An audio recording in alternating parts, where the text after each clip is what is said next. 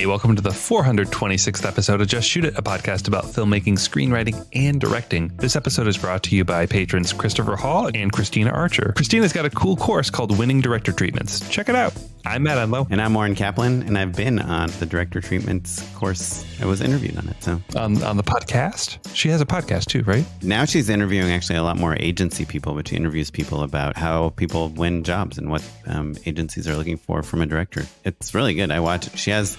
You can pay for a course or whatever, Winning Director Treatments, but you can also just go to her Instagram channel, Winning Director Treatments, and you can see all sorts of good tips, kind of like one-line tips from people, which I find very valuable. Anyhow, today we have Jason Oldak on the show. He's a cinematographer, old buddy of ours. I used to work with him back at Disney back in the day. I worked with a DP, John Guleserian, who brought Jason in, and I'd actually met Jason at AFI when I was working, just not as a student, but just on the crew. And we get in a little bit into like his origin story, how he went from, student films to kind of doing sketch comedy stuff with us. He worked with Matt as well, to now he just shot Brie Larson's Lessons in Chemistry. It's up for an ASC award for that. Not bad, not bad. Shot NBC's Good Girls. He shot this Kerry Washington show, Unprisoned. He shot Bless This Mess with Dax Shepard, Trinkets, a bunch of TV shows. And he was also the camera operator on like all sorts of random things like Veronica Mars and 20th Century Women. We didn't even talk about that. But I know. I wanted to talk to him about it. Yeah, his IMDb, it's longer than a CVS receipt, which is notoriously long. My point is, Jason has worked on so many awesome things. My favorite part, which I think you're going to also really like, is just talking about camera placement and how you work with multiple cameras and stuff on TV shows. Yeah, we do a nice job of talking specifically about craft, the way he thinks about lighting. We do wax a little nostalgic. We walk through a lot of some of his like older credits. He started like shooting with Tim and Eric on their Adult Swim show way back in the day. But we managed to illustrate basically a career in Los Angeles, working your way up at that time in a way that's really fun and, filled with little nuggets. If you save $3 using a CVS receipt, you know where you should spend that $3? Our Patreon. Patreon.com/justshootitpod is a place where you can throw us a couple bucks a month. If you get anything out of the show and you want to support it and us, we put all of that money back into making the show better. And we wouldn't have a show like this without you. That's the hard truth. So keep Noah employed, help us create new live events. And finally, I am going to record a special patrons only episode. Oh, yeah. Well, we've only talked about this a little bit, but there's a listener, I have to double check with him, who reached out, who was curious about WeFunder tips. And I felt a little weird about putting the stuff that I'm about to say to him out in the internet at large. But Patreon feels like inside enough that I won't feel as weird. Does that make sense to you? Totally. Check it out. Patreon.com/justshootitpod. We'll post about it on Instagram. So follow us also at justshootitpod. And yeah, thanks for listening. Let's hop into our conversation. ASC-nominated DP, Jason Oldak. Jason Oldak on the podcast. Welcome. Hello. Hey. Welcome, Jason. Hello. Hi, guys. So you're shooting Lessons in Chemistry with Brie Larson. You shot Good Girls. That's it. You just shot two things, right? No, you shot Unprisoned. You shot Minx. You shot all this stuff. Bless This Mess, Trinkets, Casual. So I want to start back at the beginning, actually, because I think there's a really great thread here of, your IMDb is a mile long, right? You've got a ton of awesome work, and sometimes you were shooting it, sometimes you were operating it, right? Like always in the crow's nest, but it seems like it's probably a pretty fascinating opportunity to be the leader on some things and like kind of be a sponge. Operators are creatively involved, but also like hearing all of the decision making and executing that decision making. I think it's a really fascinating combo. Specifically, I'm jealous of cinematographers. Like directors don't really have that the same way. Like you could AD, but like people who AD don't often jump to directing, whereas operators, you get to do-si-do all the time. But so starting at the bottom of your IMDb, you were going to tell me the story. I said, wait, I want to hear it on the podcast. You shot Tim and Eric. Awesome show. Great job. I did. A show infamous for feeling rough around the edges, to put it kindly. Wait, did you do that before John Guleserian or after? Yeah, I was. So, okay, let me rewind a little bit. So first I'll say that, you know, when I graduated film school, I went to AFI, and when I graduated film school, I had a fine art background before that. So I didn't have some of the context that some of my friends had that say went to USC before that, or some other school where some of the directors they work with pre-AFI, they then started shooting. So I was trying to work on anything I could, some of that being on their sets as an electrician, as sometimes as a camera operator. I really wanted to camera operate if I wasn't shooting, because like you just said, what I learned at film school and just knew, you know, being a camera operator, you're as close to the DPs and the director than anybody else, sometimes more than the actors. So you see what they're thinking about and why they're doing things, and sometimes why I wouldn't do that when I become a DP, or, you know, when I start shooting or something. So you can cherry pick, like, I'll do that, but I won't do that. Yeah. The other nice thing about being an operator is, just by definition, it means that the set is big enough to have a separate DP and operator. That's a great point. Because on really small things, the DP is the operator. Yeah, for sure. But sometimes on the big, Deacon still operates. So it's like kind of a, but see, the projects I was doing, they weren't necessarily big. I think the DP just wanted to kind of step back so that he could stay, you know, maybe be closer to the director, and then I would operate. I mean, I don't know. But anyway, at some point, a friend of mine recommended me to interview for this show called Tim and Eric, and I didn't know what it was. I didn't know anything about them. And I go, wait, was your friend Rachel Morrison? Yeah, correct. Yeah. And so she knew this guy, Jonathan Kreisel, who's now he's much bigger in the world of filmmaking. But at the time, he was the editor on the show, I think, in season one. And so I came in, and I don't even remember what the interview was like, but what I do remember is, like, who are these guys? These guys are nuts. You're like, we want to see how you eat this jar of peanut butter. Go. And, you know, we were shooting on, you know, little cameras, and the lighting was basic. I mean, it was not anything that I would put on a reel now, but then, you know, I was like, this is wacky and okay. And there was definitely a point where I was like, I don't know if I got a call to do this short film, this NYU short film in New York. It was like 3/4 into the season. And I was like, it was, you know, more cinematic. And it's like, I think I need to step away and do this. And so I told them, I was like, I have to go out of town. I'll be back. I would never do that on a job now, but I did it then. And when I came back, there was no job for me with them, but which is fine. But then it became this, like, all of these other guys that I went to film school, my friend John, my friend Brian, like the list, they all shot with Tim and Eric. Like, you know, one of them did one season, then another season. And then at one point, our friend Rachel did their movie, and, you know, they were very big at some point. And I was like, oh, wow. This is Rachel Morrison, Oscar nominated. That's correct. Yes. Our friend John told me that he was replaced by the PAs because Tim and Eric were like, this looks too good. Yeah. The story I remember hearing through the grapevine, I think I attribute it to Jeff Waldron, but that could be revisionist history. But I remember there was a DP who was like literally just trying to like level the tripod. And they were like, no, don't touch it. Yes, that sounds like them. They also, like, one of them, I enjoyed them, but one of them would say black and the other one would say white. It was like, and they would both direct, and, you know, it drove me a little nuts sometimes. You know.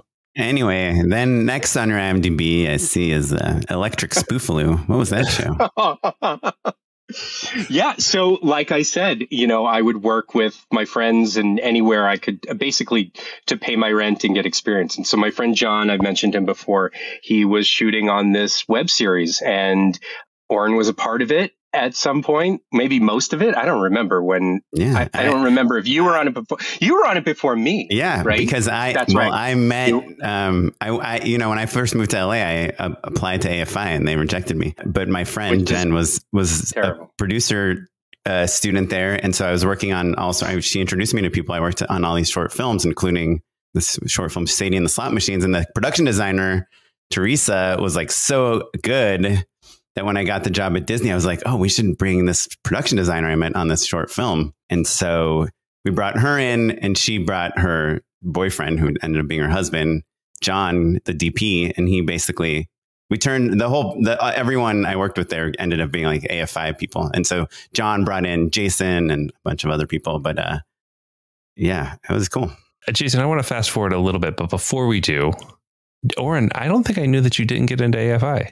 Oh, not only did I not get into AFI, but when I was working on this 426 of this podcast. Oh, I also did not get into USC, and I also did not get into NYU. That's a pretty big surprise, honestly. But I interviewed at AFI. I'm sure I've told the story before because they were like, "What's your favorite movie?" And I was like, "Oh, I was not ready for this question," which is like so stupid because like that's the only question you would expect them to ask you. What's your favorite movie?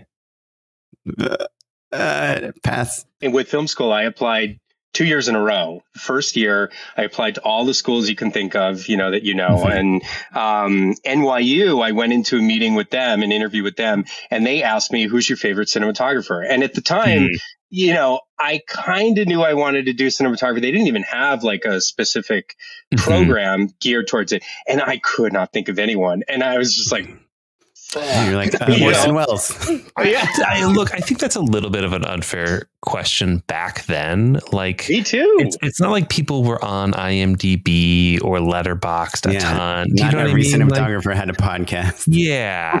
Like the idea of there being a name brand cinematographer, because like, look, I think like you could ask, who's your favorite director, and plenty of kids would just say like Steven Spielberg or like, Coppola or something. It's just like the obvious, in the same way that a kid would say Roger Deakins, and it would be legitimate, right? Like he's an incredible DP, right? Yeah, those old that I feel like it feels like it's meant to be a tee up, but when you're young, sometimes it feels like a pop quiz that you're about to fail. Yeah, but it's interesting. All three of us didn't get into film school once upon a time. And I think it is the real marker of whether or not you're going to stick it out or not, is if you don't get in and then you keep applying or you stick to it or whatever. Because most of the kids that I knew who got in on their first try aren't doing it anymore. There's a couple for sure.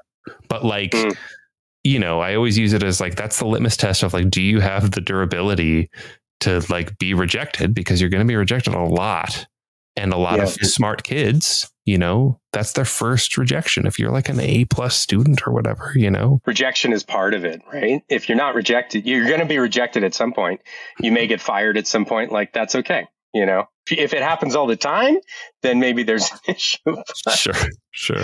Yeah. So, okay. So we did some digital stuff together at Disney, we shot probably one of the top Twilight spoofs. We did. That's right. I remember that. That was amazing. We can just jump to you working with Matt. You didn't even realize until like 10 minutes ago that you and Matt worked together. We can keep this quick for sure, because I want to get to like the good stuff. But we did shoot together on CBS Sports Spectacular Foul Ball, which was a prank show. Oh, I remember that. Yes. About baseball, but it was for CBS, but we did not have access to any major league teams. And so all of our pranks were like baseball adjacent. And Carl Hersey was the DP. I'd never met him before.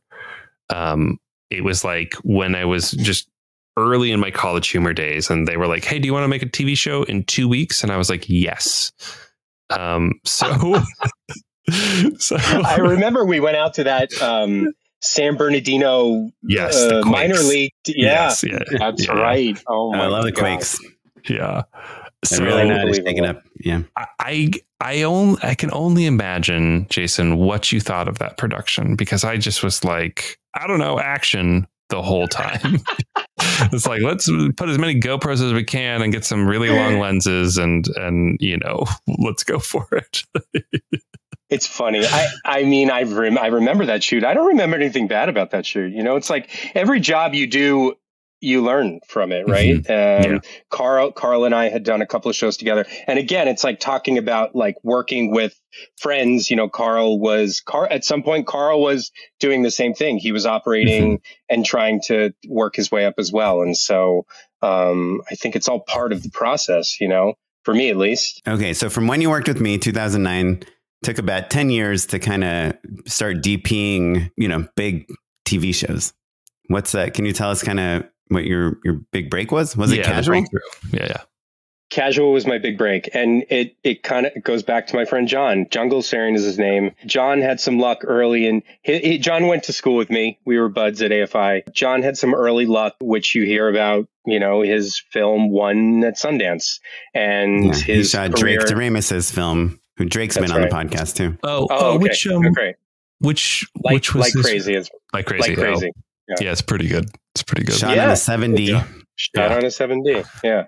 But, overnight, his career changed in many ways. We were doing the Disney show at the time, and, he started getting offers for all kinds of movies and such.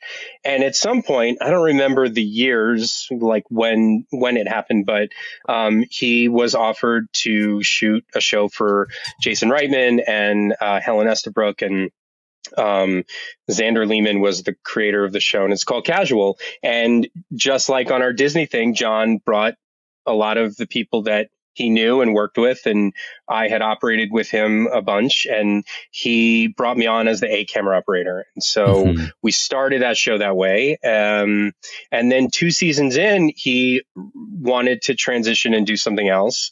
And he went to the producers, and I had done some second unit for them. Like, they knew my background, and he pushed for me to continue the show, to shoot season 3. And I owe a lot to him because, he easily could have just walked away, and then the crew changed and they hired a different DP. And I owe a lot to the producers because I actually tried this on another one of my jobs with an operator friend of mine, and they decided to go in a different direction. And I give a lot of thanks to the producers because they gave me that opportunity.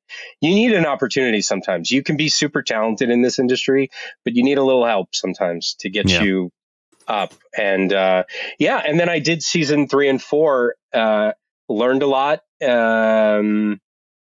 worked with, so really, like, it was very comfortable because I knew the show. I knew some of the directors had come back. A lot of them were new, and I changed it a little bit. I tried to make it my own without, totally throwing the show off its wheels.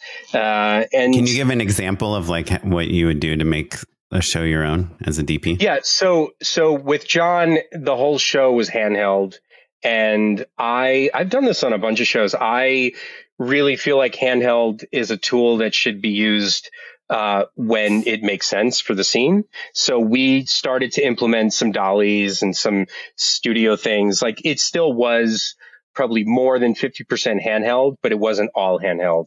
And, I just tried to give it a little bit of my own take on it because you're now in charge, so instead of just following the rules, like, let's do it. And I think also it comes with like each director and each episode lends itself to, creating something else of your own, So how do you have like a director comes in and you're like, hey, I know everything's been handheld, but I'm thinking, what if we do some things like on the dolly, and you see if they're like, or are you pitching this to the producers, or are you just doing it and seeing what happens? Like, how does...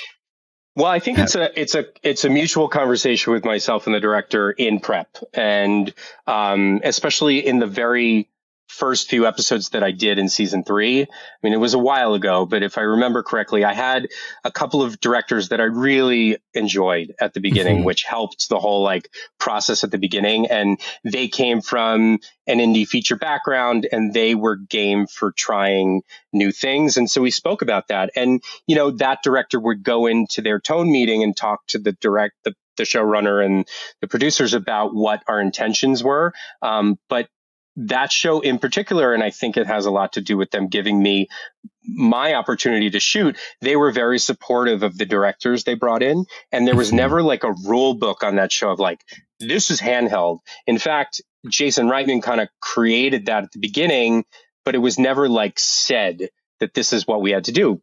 John just did it. We did it because that was the way the show was sort of sculpted at the beginning. But there was never a reason we couldn't do something else. So I don't think the show feels different per se. I think it's just like, you know, it's like refined in a little way. Yeah, exactly. We used some Steadicam. I had an operator in season 4 that he came from a Steadicam background, and I was like, let's try this, you know, like we hadn't done it in any of the other seasons. So, you know, it's just changing it up like that. Because Jason Reitman, obviously Ivan Reitman is his dad, like very famous, huge studio comedy director. But Jason is probably best known from like Juno, right? Like Sundance hit film, in kind of an indie darling, even though he comes from like Hollywood royalty.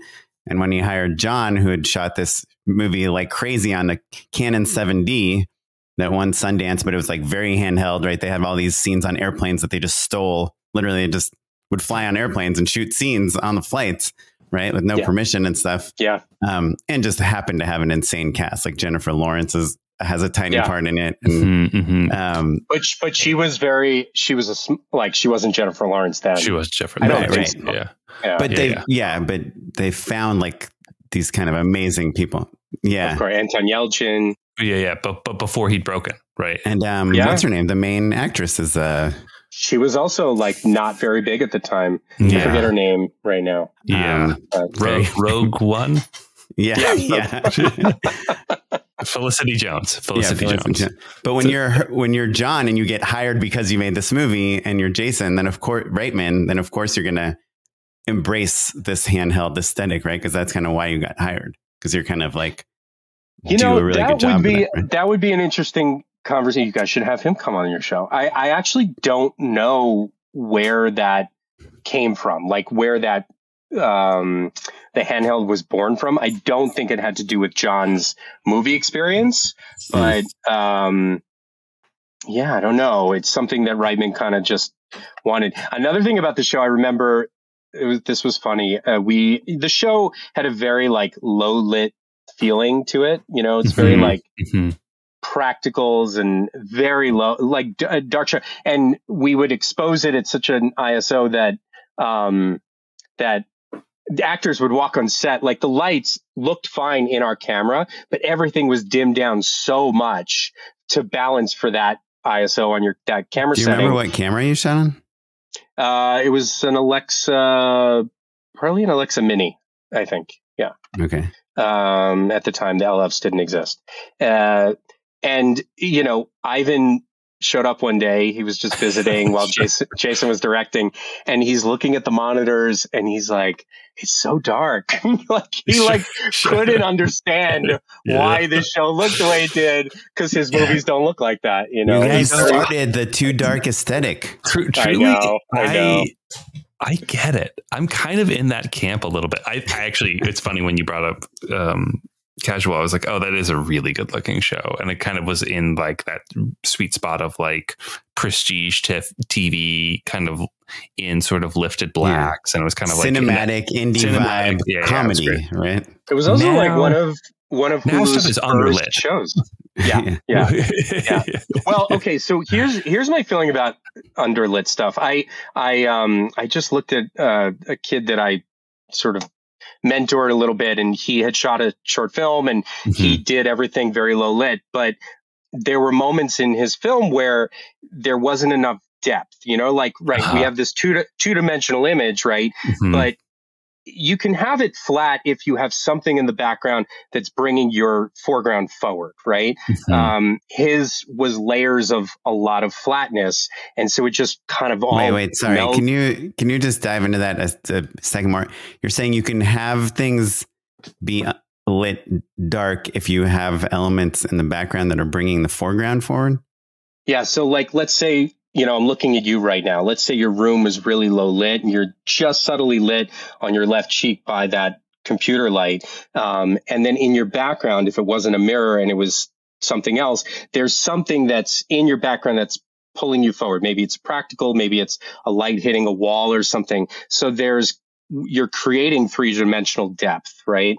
I think when everything feels too low lit and too flat, then it just becomes this two-dimensional image.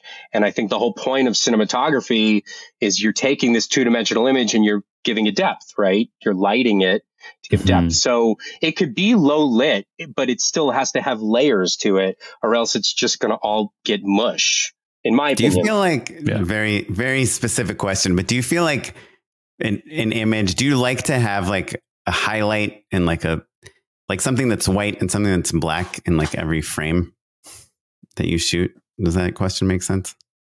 Not totally. What do you mean? Like an edge of light? Is that what you mean? No, like something like if you look at the histogram, that there's something that's touching a trough and a peak, basically somewhere. Well, when I did my first feature, the DP was like, he kind of talked about what you're talking about, like depth, adding depth, but through having highlight, have a highlight and have a shadow, basically, like in an image to create depth, I do think that I don't think I inherently am looking for that in every frame, but if it's something that's low lit, like say casual, there should be something that's getting us to our shoulder. On the histogram, there's your toe and your shoulder with the waveform, and there should be something that's brighter in the image just to pull us.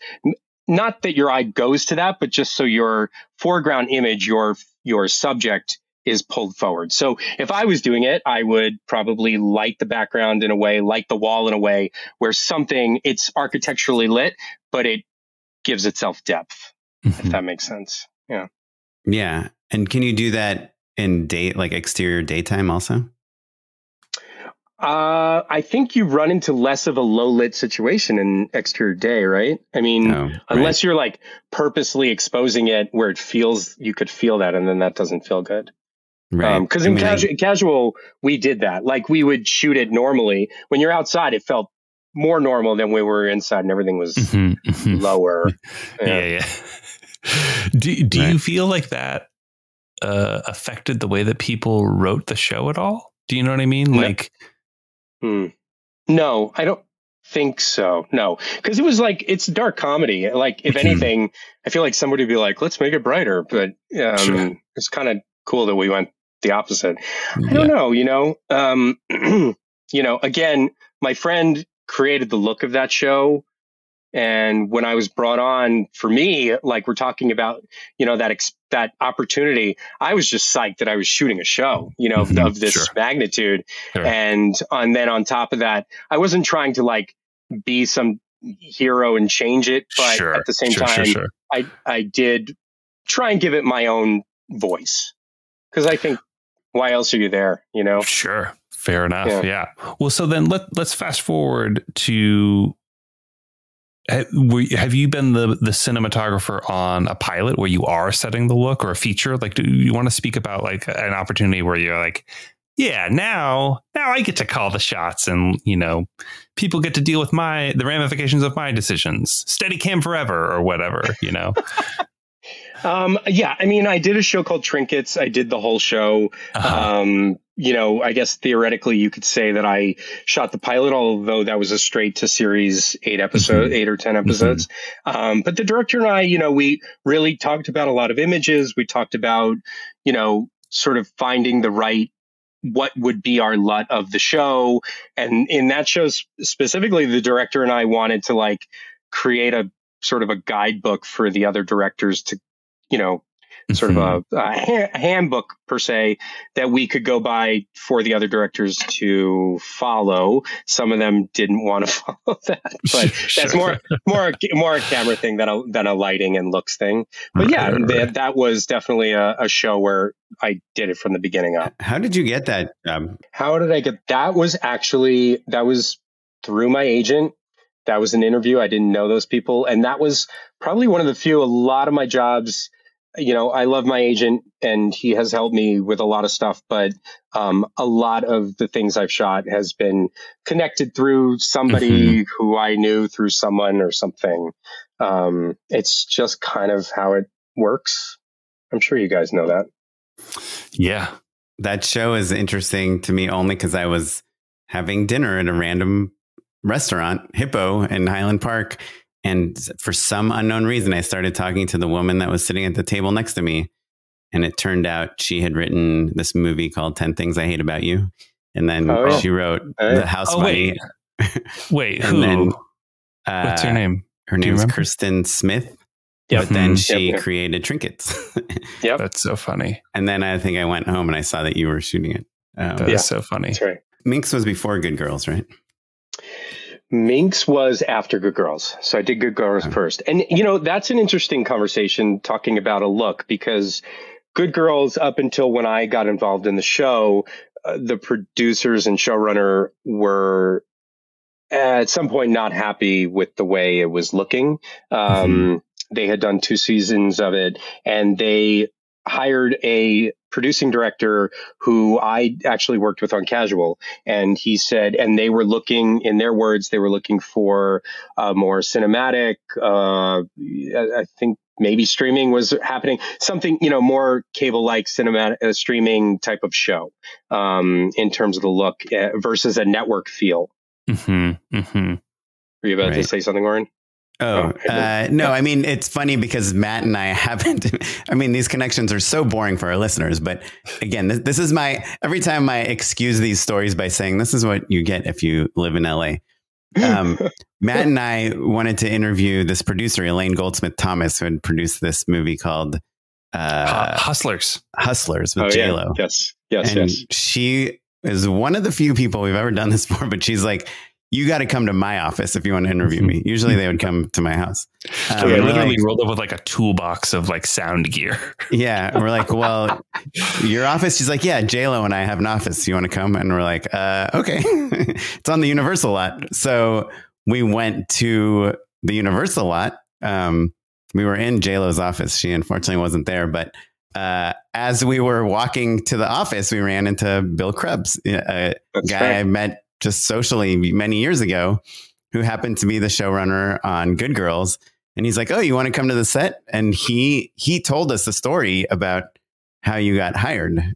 Cause he's like, yeah, just like, it had like a real network feel, which is like, I think of network as like really slick and polished and bright and color, saturated, not in like a bad way, but just like, you think of like The Blacklist, with James Spader, just something that's very easy to on your eyeballs, and that he was like, but we really wanted to give it's this gritty story, right? It's about these women, suburban women that become kind of criminals. And like, how do you add that patina of, well, and I think also to it? Historically speaking, we were at a period of time where networks felt like they were losing the battle against prestige TV and streamers, right? Like this is like post Orange is the New Black, or like, like HBO was always still doing its powerhouse thing, but like all of a sudden the awards were going elsewhere. Do you know what I mean? And so, absolutely. Yeah. So they've got this cool show and it's really fun and the cast is incredible. And it's this kind of like fun crime thriller. It shouldn't look like Friends, right? Right. So Jason comes in, goes to the dimmer board, sets everything to 50%. And he's like, there you go. Cinematic. Did it. Yeah. Honestly, I bet though you could just turn some lights off and you'd be halfway there. Right. Another thing with a lot of these network shows is that everything is in focus, and they didn't want that, like depth of field. Like they're shooting at like a 5.6 or something. maybe a 4, but enough that you could like see a lot of detail. And I think, because we were shooting on the stage a lot on that show, outside, I mean, I like shallow focus, but that's just my thing. But so we tested out a bunch of lenses, and I presented a whole different lookbook. I mean, it was basically I was treating it like a new show in many ways. Yeah. We used a different camera, and can you tell us what camera you went from and to, and lenses you went from and to? I think they were shooting with some sort of an Arri camera before, and we used the Venice camera. And I had done that because I had shot Trinkets. I think Trinkets was right before that. So I had used the Venice a couple of times, and the Venice has a dual ISO situation where, at the time it was the Venice 1, you can rate it at 800 or I think it was 2500 or something like that. And very little noise appears when you go to the higher setting. So it allowed us to be in a situation, if I was in that situation where I didn't have enough light, we go to that one, or vice versa. Or it was a really nice tool to have, and I wanted to use that as backup. And then I tested out a bunch of lenses. We ended up going with the Summilux lenses, which those are pretty sharp, clean lenses, right? They are, unless you shoot them almost wide open, and then they have this like softer feel, not soft and like the image falls apart, but soft enough that everything in the background looks nice and creamy, and it was nice to my eye, and I think the showrunners really liked that. And it also helped to not feel like we were on a stage, especially with the translight out the window and everything. So they were into that, and then we also we went for the contrast. We went for the darker stuff, especially when we were dealing with the drug dealer, or, even with some of the women. I think some of the women thought that it would have been a little brighter than it was.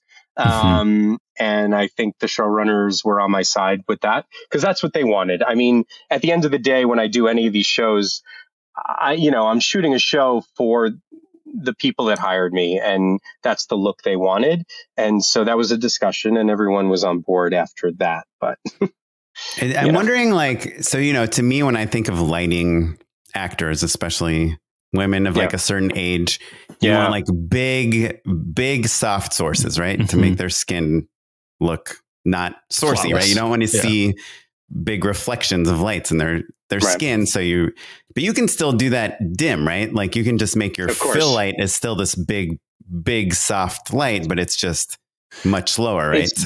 I mean, listen, being a cinematographer and working with an older actress, let me just preface by saying the women we're talking about in the show we were just talking about are not old, and all I think are very photogenic. But if you're working with an actress that needs a little more help, if they see the lights are dim and they have experience, they're gonna say something to me. Sure. And you have to be political about what you're presenting. Like, even if there's a light that like feels more like a placebo light, because and everyone on the show knows like this is how we want it to look, you kind of have to make them feel comfortable with what they're seeing. I've never heard the term placebo light before, but I like it very much.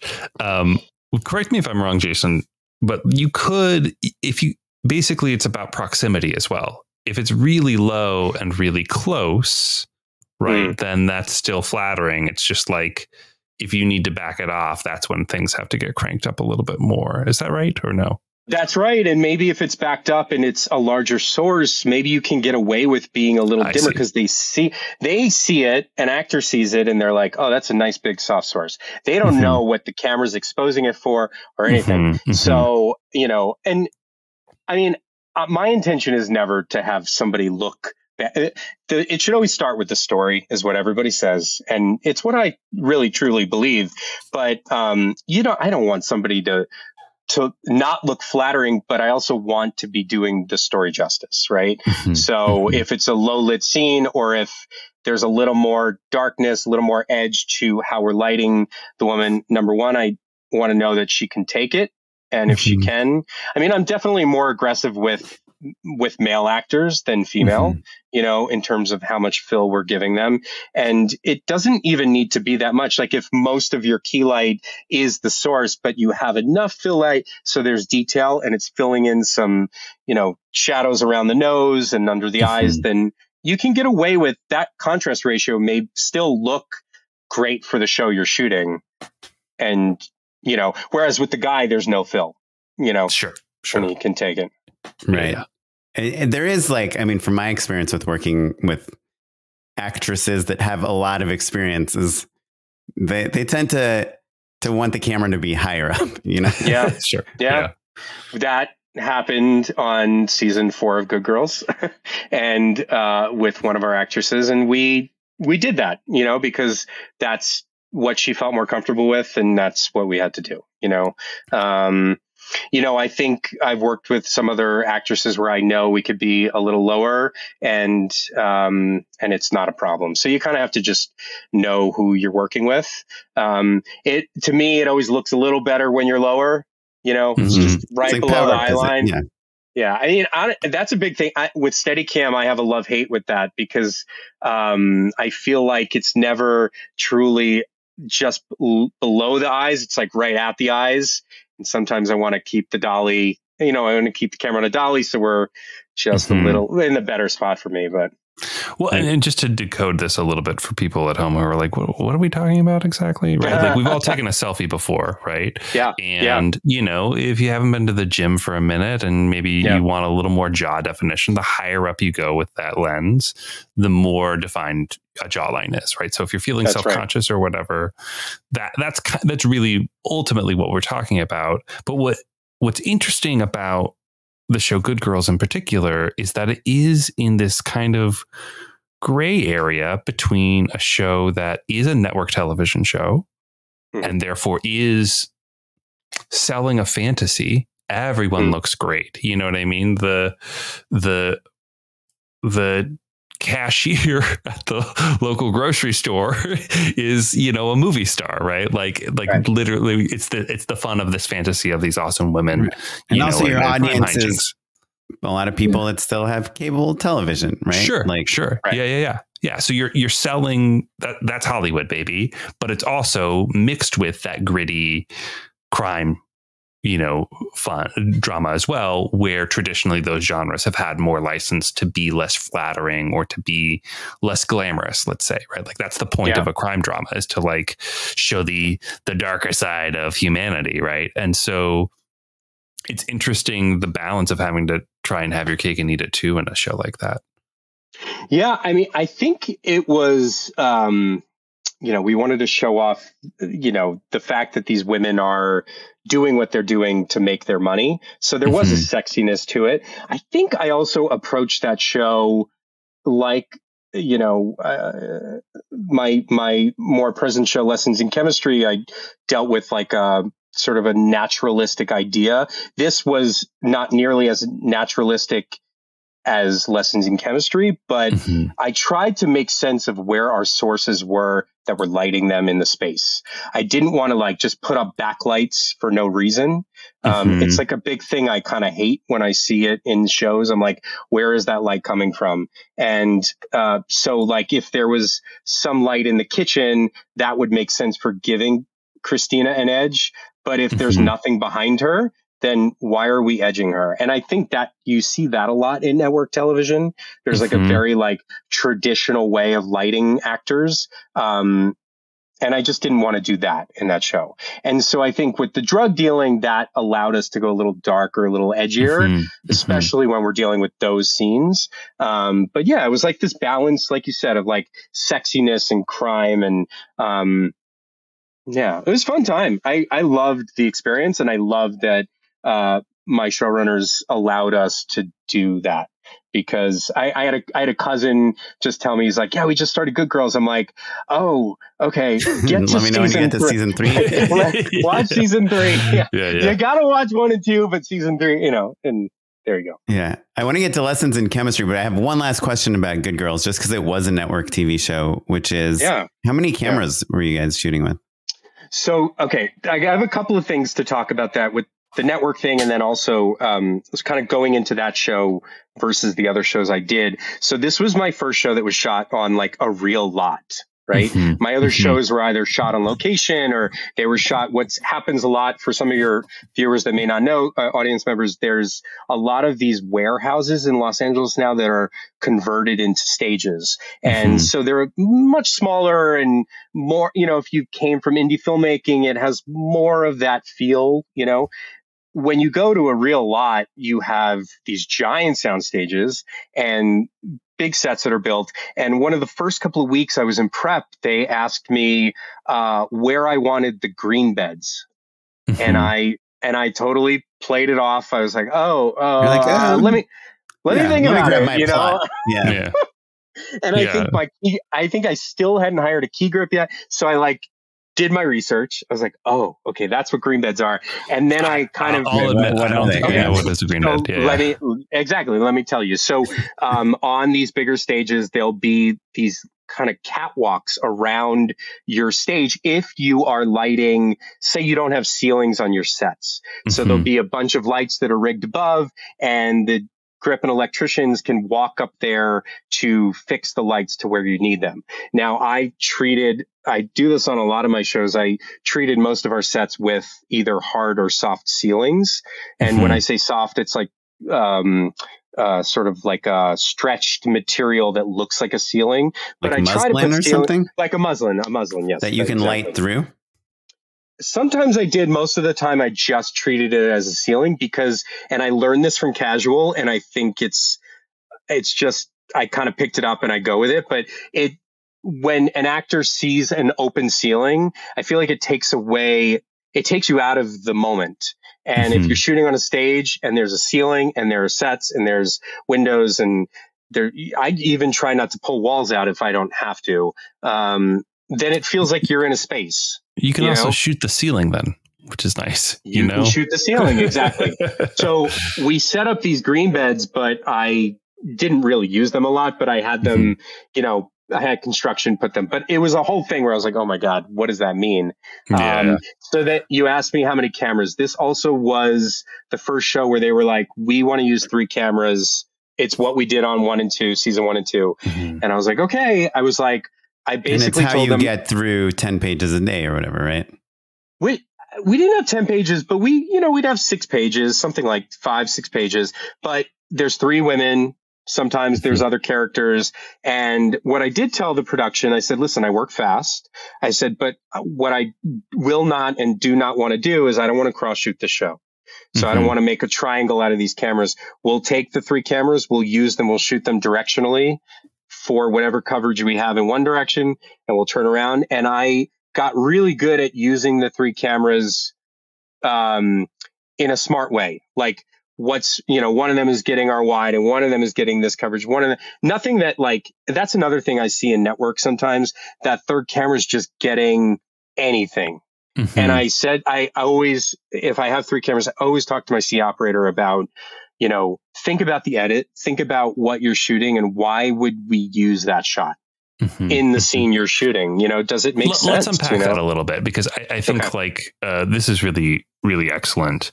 As a person who shoots a lot of improv and has built plenty of triangles in my day, I love the idea of what you're saying of shooting directionally. So essentially what you're saying is, rather than, shooting cross coverage where the camera in the middle is the master and then the 2 are on the sides that are flanking it, one is shooting in one opposite direction, one's shooting the other, and they're getting the people talking to each other. Those shots kind of suck.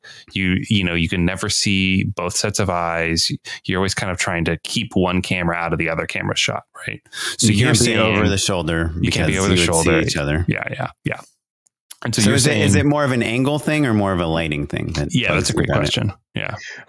It's a little bit of both. Now, I've done cross coverage if we need to do it, but I really, I think it's more, for me personally, it's more of a lighting thing, because I can make Christina Hendricks look way better if we're shooting in her direction first versus having to rig however many lights to then try and shoot them at the same time. Now, this show wasn't a comedy, so we didn't have improv. There was no reason to do it. And as long as I made my days, or earlier than even the proposed 12-hour day, then there's no reason we had to do cross coverage. And it really, so turned out that way. So then when you're shooting one direction and the other, your A cam is kind of like more or less a master shot, like a big wide. B is like a medium close, and then C is sniping off inserts. Is that how you would do it? Or what would tell us the recipe, generally speaking? Or is it really based on camera support? Yeah. It really depends on what the scene is, right? So let's say there's a 2-against-1 scene, right? So we would do, is that 2 people on one side and 1 person on the other side? That's right. So we would do some sort of, I try also with the master to not involve the other cameras, or could the master do something and you get a 2-shot? Because then you're also dealing with sound, and sound is like, oh, you're going to bone me. You're getting a wide shot and a single. I can't, boom. So I try and not do that. But, you do your master, say you go in now, you have 2 people, you get a 2-shot. Maybe you need a single. Maybe you just need 1 single and the other camera sits down. It's like, I also really, if we didn't need the camera to work, then I would put it down. The production said to us from the beginning, we're going to pay for 3 camera teams for the whole show. So I said, okay, but I was never that guy that was like, C cameras never playing. Like, we use them a lot. And I had 2 really great C operators throughout the seasons. But, it was just like,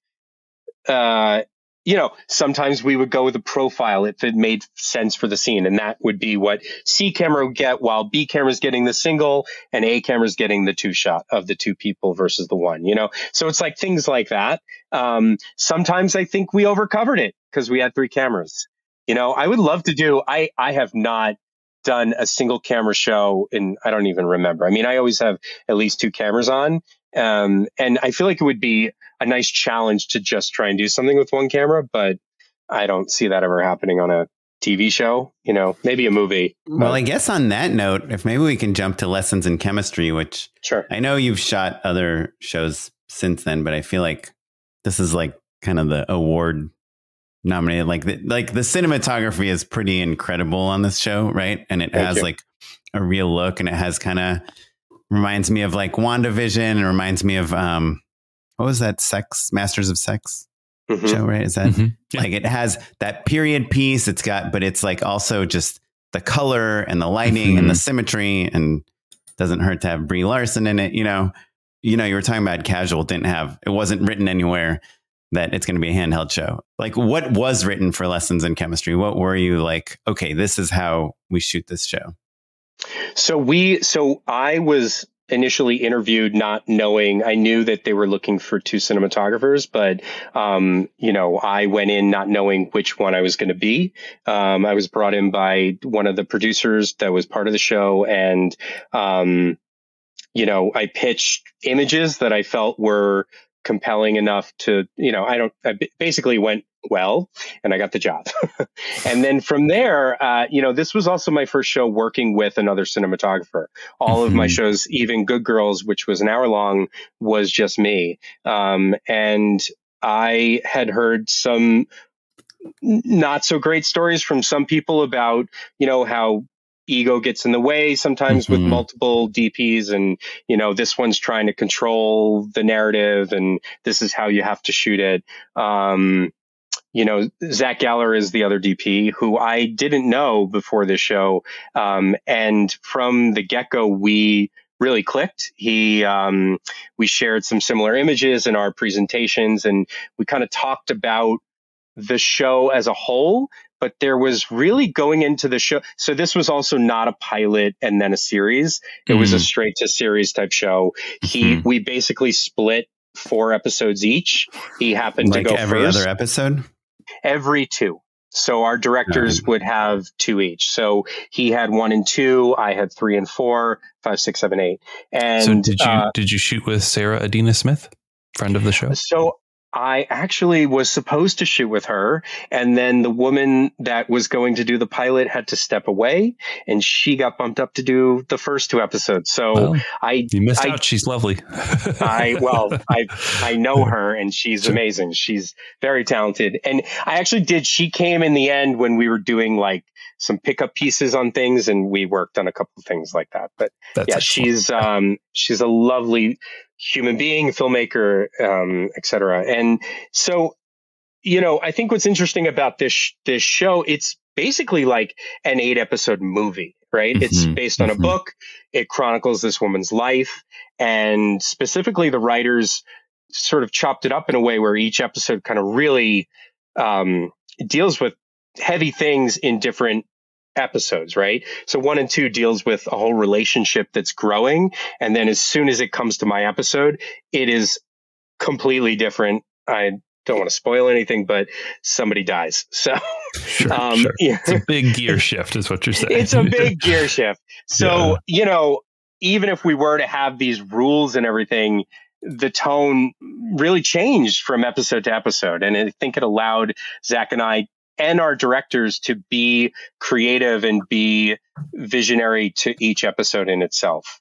I think even with camera, you know, Zach and I talked about, you know, the same mindset that I've mentioned earlier about how if it's handheld, you know, I mean, most of our show was studio, but I did do some handheld in our show because it made sense for the episode, for the scene that we were doing it in.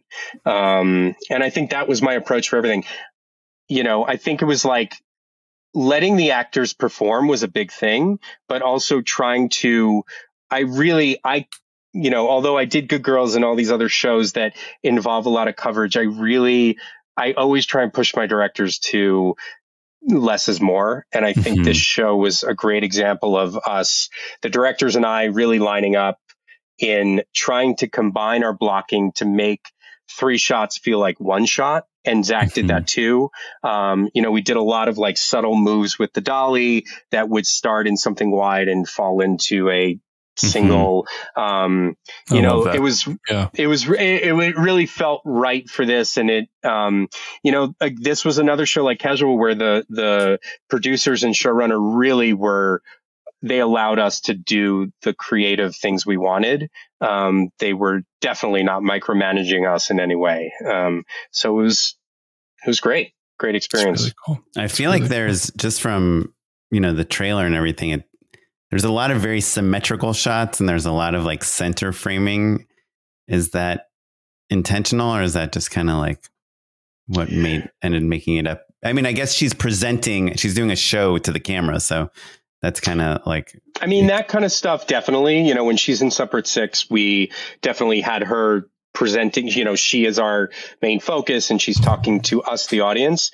The directors I worked with in 3 and 4 were really into a lot of center framing.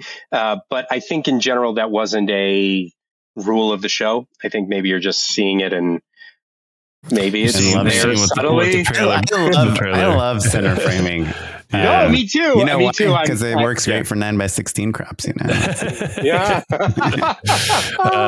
Tell us you're dead inside without telling us you're dead inside. No, but I do on commercials and stuff. I'm always like, you know, I think a lot of deep operators like naturally are kind of putting someone on a third, and I just I don't know. I find center framing powerful. We had the DP of this show called End of the Effing World. From Netflix and they do a lot of center. Yeah, center and camera is inside the people, you know. They don't do like overs ever. Center, wide, close, like I liked it. I don't know. I like that look. Yeah, I mean, so he really talked about like a very explicit playbook. Like the rules were airtight, and which is something that I think I like to do as well, but I'm a little loosey-goosey. It's more just like, oh, shoot, this shot's not going to work. We all know the shots that we do in this show or don't do in this show. So it's easy to kind of like improvise a riff or find something new. This was like it was dogmatic. It was really dogmatic in a way that was, oh, this is a style, you know? Sorry, Jason.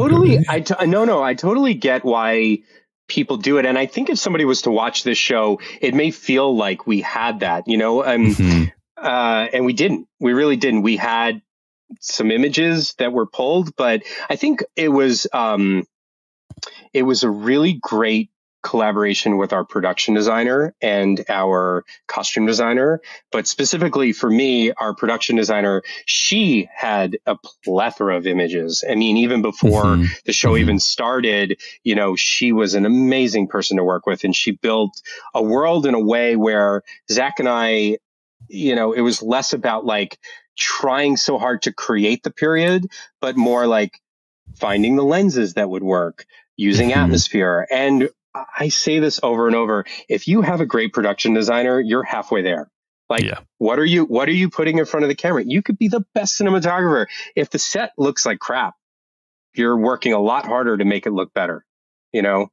And she really got, you know, she put windows in the right places. We used a remote head a lot of the time, which is stabilized. So we were able to roll through her floors because they were all pretty smooth, and allowed, even with the remote stabilized, you didn't feel any bumps. So we were allowed to do these dolly things with no track. I mean, it was just, she was very much on our side in terms of the build. And what's that device called that stabilizes the head? So this specifically, we used something, it was called an Arri SRH 360 head, but it looks like a giant oval and the camera sits inside of it. Kind of like a Ronin cage, right? Like kind of. A little bit. It's like a big thing that just sits on the dolly and you can underslung it or have it upright. But I used this for the first time on this show, and I've used it now on 2 other things. It's like, I love it. It's a great tool to have, especially because another thing is if you really do have something that it may have a couple of bumps, but like you can get away with it, you don't need any track. You could throw some floor down, dance floor, which is, for some viewers that don't know, it's like a very smooth plastic material. But sometimes we would just roll on the set. And I just ran into this where we had a walk and talk, you know, and we would see our track in our own shot. But we were like, the floor was just a little too bumpy, but this doesn't get to, I guess I put a Ronin even on a dolly, like would work also. You could do that too. But yeah, absolutely. Yeah. Anything that's stabilized, really. This head happened to also be owned by one of our operators, so it just made sense to bring that on because the tool was accessible to us. But it was fantastic. And I don't know if you guys watched all of the episodes, but in 1 and 2, there's a lot of walking through the lab, and that dolly, we had an amazing 8-camera dolly operator, and he's just moving with them. I mean, it was rarely did we use steady. That's all on a remote head on a dolly. That's pretty awesome. That's so the awesome. dolly. The dolly grip is moving the dolly, and an operator is on the handles somewhere else. On the wheels. Yep, exactly. On the wheels. That's awesome. Do you own any gear? Is that like one part of your business plan? You know what? I early on, you know, I left film school when like the Red One had come out and there were kids buying gear, and I never had the money at the time to do it. I don't think right now, I think technology changes. It depends on what kind of gear we're talking about to your audience. Like, I personally don't own any gear, but I have had friends that have purchased, prosumer or higher end of those cameras, and they've made their money and they've made their projects on it, like some Canon cameras and things like that, and then they sell it. And I think that's what you have to do with technology right now. If something is new and you want to buy it, get it, but make sure that you can sell it before it becomes a door, you know, a door stopper.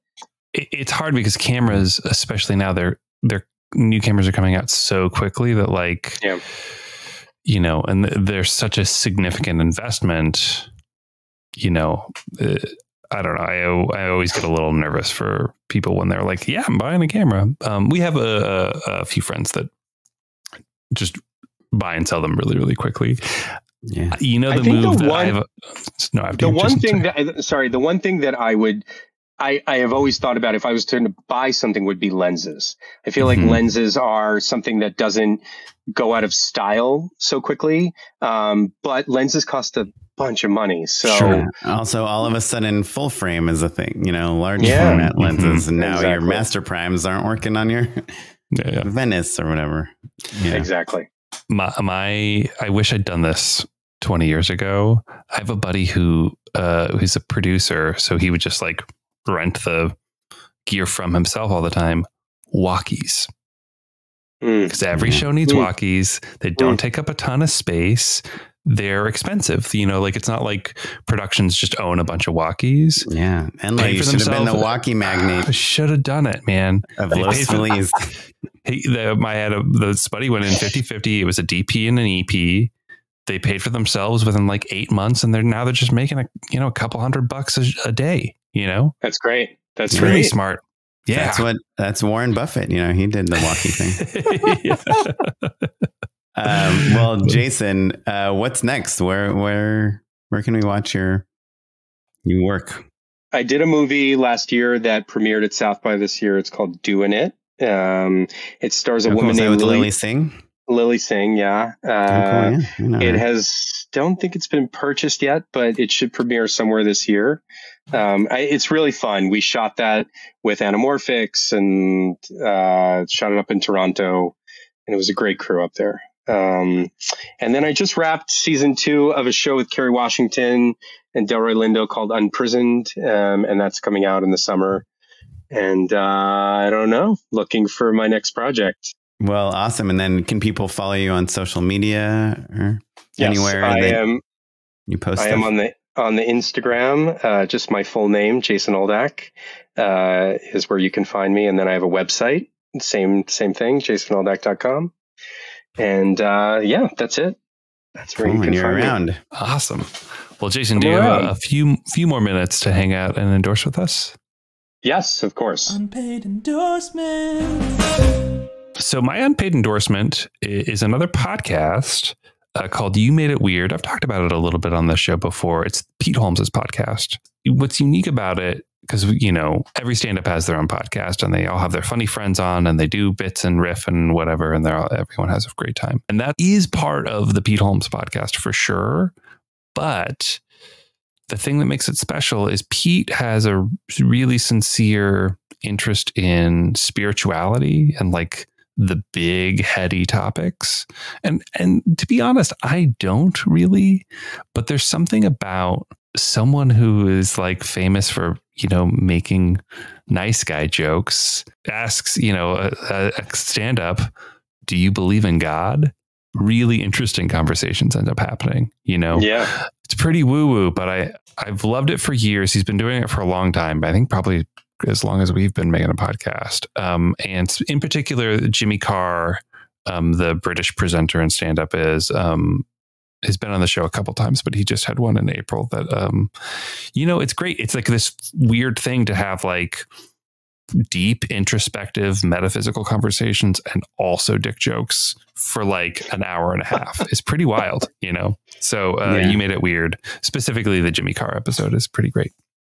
Yeah, cool. And that is like kind of the Pete Holmes thing, right? It's like, let's talk about comedy and then let's talk about God. And kind of at the same time. Yeah. Yeah. We found him from his show, on the HBO Crashing? show that he used to. Yeah. I mean, I didn't really know about him. And then we've seen his stand up a couple of times now, and I saw him live once. He's great. Jason, what you got? Okay. So last year around this time, I have a writer friend who we had gone to Palm Springs for a trip with our families. And I said, give me a book to read, something that, I read books here and there. And I was like, give me a good one. And so he gives me this book called Dark Matter. And it's written by Blake Crouch. And I start reading it and I cannot put it down. And I'm just like, this book is amazing, and I read it probably in a week and I was just floored. And I'm like, I gotta make a movie out of this or a TV show. And so I start looking online. I'm like, how do I get the rights? Whatever. And then I look on IMDb and they've already made a show about it. Sure. So, which just came out I watched the first episode, but I would tell your audience, I am promoting the book. I am not even promoting the show. The book is awesome. And if you do want to watch the show, I think you should read the book first. It's really good. It deals with like the multiverse of it's like deals with that level of things, which sometimes I'm not into, but this one, it was a page turner. It was very, very cool. I don't know what the TV show's like, but the book I endorse. Kaplan, take us home. Okay, I got 2 tips. One is if you're like not good at something, you don't know a lot about something, but you want to be in a conversation about it. Lately, I've kind of been using ChatGPT. So I feel like I'm very good at knowing what music I like, and especially when it comes to editing with music. But I'm really bad at like, hey, we have a budget to get like a popular song for this commercial. Sure. Which give us some songs. What songs do you think? Like, here's some songs we think. Like my music page on Treatments is usually more about like how I like to edit with music and how I like stop downs and find rhythms and things like that. But I never am like, oh, this should be this DMX song from the Dua Lipa would be great. Yeah, for sure. I mean, unfortunately, I am a little more like in the Dua Lipa, Taylor Swift. Like I could talk that just because I have like a 8-year-old daughter. To find like a great song from like the early 2000s or something. Like I know I'm working on something where we wanted a song that kind of had like that Beastie Boys, like girls vibe. I just didn't even like know how to start looking for it. And I just asked ChatGPT like, hey, what songs are kind of have that same vibe from that same time period, like the Beastie Boys girls. And it just gave me, you know, some kind of not great suggestions, but then I just started watching the music videos on YouTube for the songs. I mean, they're all songs that we all know.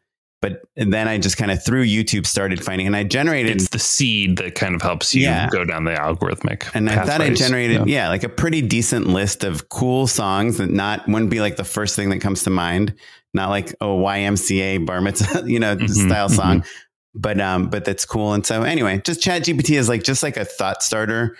I'm doing it. I'm pitching on something else right now where it's like a sports comedy kind of parody, and I have like a lot of images of like male sports comedy people, like from Semi-Pro and Dodgeball and all these like famous sports comedies, but I wanted some more like female based sports teams. And so I just asked ChatGPT like, hey, what are some famous sports comedies that, feature prominently like female athletes? And it was like, Bring It On. And it had Bend It Like Beckham. Flow, Bend It Like Beckham. Yeah. And so it's just like, I'm sure, Jason, like when you're doing research for like image references, like, oh, what are like some popular TV shows or movies that took place in the 50s, and then you can just look them up on Shot Deck or whatever. And it's just such a good thing to have this, just a beginning conversation with, to get some hints as to what to search for. My other tip, something I just learned today, I'm working with Target on something. And so I was location scouting with some people from Target. And I was like, yeah, of course I have the Target app, and I put my phone number in when there's a Target on my street. So I go to Target a lot, and they're like, and you're Target Circle. And I showed them they were like, let's see your app. Cause I was like, I feel like I'm not saving any money. I put in my phone number and I don't feel like I've all of a sudden saved money. And they're like, really? You must be doing something wrong. And so it turns out I have been doing something wrong. I don't have like you can either get a Target credit card, but you can also just connect it directly to your bank account. A debit card type of deal. And you get, if you buy things using your app just from your bank account, you get 5% off everything, which is pretty substantial savings. It's the same, like I have an Amazon Prime card. I get 5% off when I buy on Amazon. So basically like using the Target app the same way you would use like Apple Pay, you save 5%. Yep. Everything. And then, that's pretty good. Actually, that's a good one. And I heard some other hacks that I can't tell you on the podcast, but I'll tell you guys offline because they're real good, inside. Though. But I'll give a little hint, which is that Target does price match things. So if you find something on Amazon, you can show them at checkout and they'll price match if it's a better price. Anyhow, if you go shop at Target a lot like I do, then you get 5% off everything. And if you're spending a few $1,000s a year there, it'll add up. Anyhow, Noah, our editor, I hope you appreciate these tips. Thanks for editing the podcast. If you want to give us some tips, You can email us at justshootitpod@gmail.com. You can find us across all social media at justshootitpod. I'm at OKaplan on Instagram. And I'm at Mr. Matt Enlow. And I'm at Mr. Matt Enlow across all social media. This episode was edited by Noah. Thanks, Noah. And produced by him as well, along with additional producing by Tyler Small. And you're listening to music provided by the Free Music Archive and the artist Jazar. Thanks, everyone. Thanks. Goodbye.